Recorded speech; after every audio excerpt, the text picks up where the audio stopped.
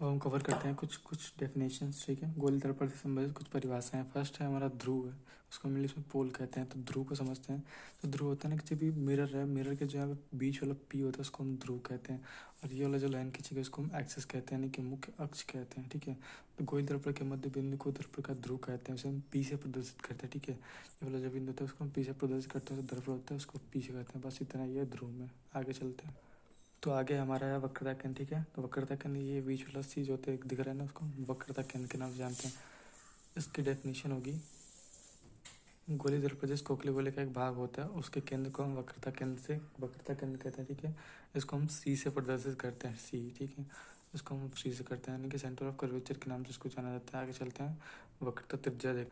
तो हम वक्रता त्रिज्या देखते हैं। वक्रता त्रिज्या में क्या होगा, वक्रता त्रिज्या में है कि जो वक्रता केंद्र है और ध्रुव यानी कि पी और सी के बीच की दूरी को हम वक्रता त्रिज्या कहते हैं। डेफिनेशन पढ़ते हैं, वक्रता केंद्र ध्रुव के बीच की दूरी को वक्रता त्रिज्या कहते हैं, इसे हम आर से प्रदर्शित करते हैं, ठीक है।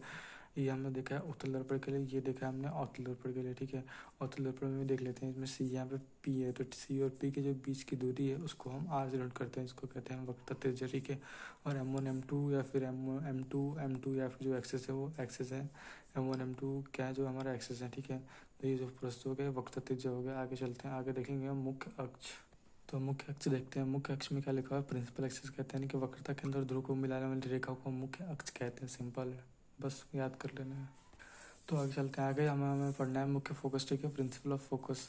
तो हमें डिफरेंस पढ़ते हैं, मुख्य के समांतर प्रकाश की किरण परावर्तन के पश्चात मुख्य के जिस बिंदु पर काटती है उसे मुख्य फोकस कहते हैं, उसे हम एफ से प्रदर्शित करते हैं। जैसे कि हम इस डायग्राम में देख सकते हैं कि जो परावर्तन है, यानी जो लाइट है वो आती है और रिफ्लेक्शन होने के बाद इसको इस एफ पॉइंट पे काट रही है, ठीक है। इस एफ पॉइंट पे काट रही है, तो एफ पॉइंट पे जहाँ पे काटती है उसको मुख्य फोकस कहते हैं, ठीक है। उसको फोकस या मुख्य फोकस कहते हैं।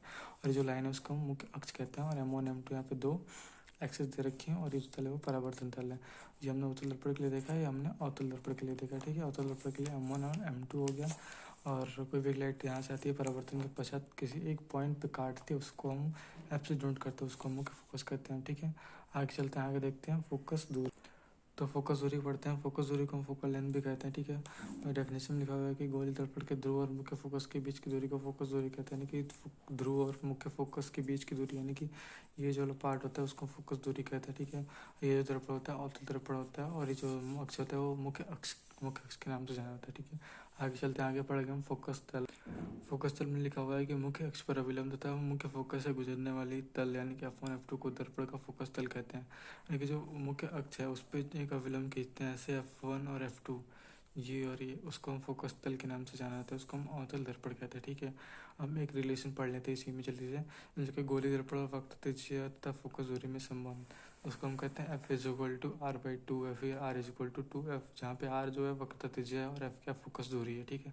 तो थैंक यू फॉर वॉचिंग। मैंने इस वीडियो के अंदर मैंने अलग अलग प्रकार के टाइप्स बताए, वक्रता त्रिज्या, फोकस दूरी, फोकस तल, मुख्य अक्ष, ये सब बता दिए। तो इन सब चीज़ों को लर्न कर लें क्योंकि बहुत ज़्यादा इंपॉर्टेंट है। Thank you for watching.